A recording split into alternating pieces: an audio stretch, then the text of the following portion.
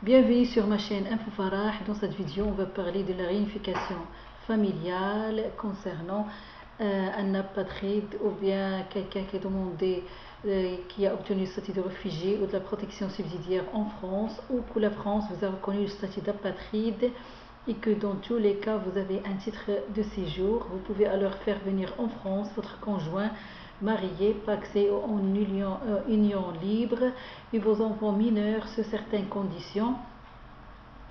Tout cela est expliqué sur le site des services publics français. Donc, conditions à remplir, les liens familiaux doivent dater d'avant votre demande d'asile. Vous devez les avoir déclarés à l'OFPRA au moment de la première demande. L'OFPRA, c'est-à-dire Office français de protection des réfugiés et des apatrides, qui peut venir vous rejoindre, votre époux ou bien épouse ou votre partenaire de pacte âgé de moins de 18 ans, si le mariage ou l'union civile est antérieure à la date d'introduction de votre demande de protection. Votre concubin âgé au moins 18 ans avec lequel ou laquelle vous aviez avant la date d'introduction de votre demande de protection une vie commune suffisamment stable et continue.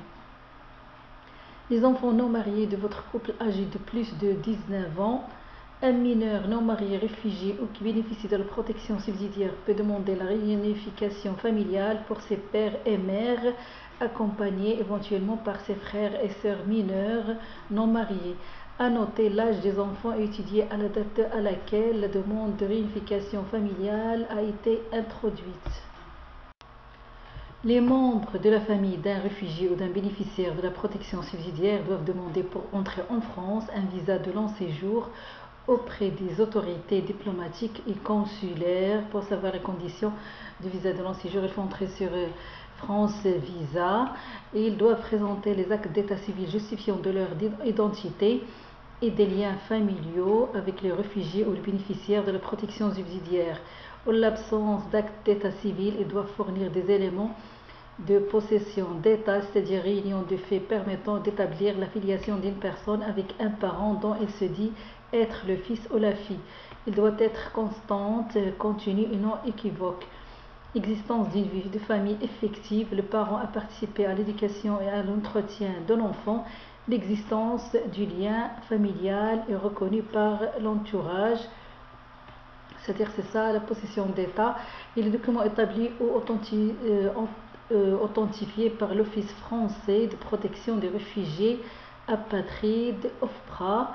Donc pour le visa de long séjour, c'est séjour soit de 3 pour le visa de long séjour qu'il faut demander pour votre famille, c'est séjour de plus de 3 mois à 1 an. Pour entrer et séjourner plus de 3 mois en France, un étranger doit obligatoirement détenir un visa de long séjour type D. Ce visa est accordé par les autorités consulaires françaises. Il est délivré le plus souvent pour les études, le travail ou des raisons familiales. Plusieurs types de visas de long séjour existent en fonction du motif de séjour, de sa durée et de l'intention de demander un titre de séjour pour s'installer durablement en France.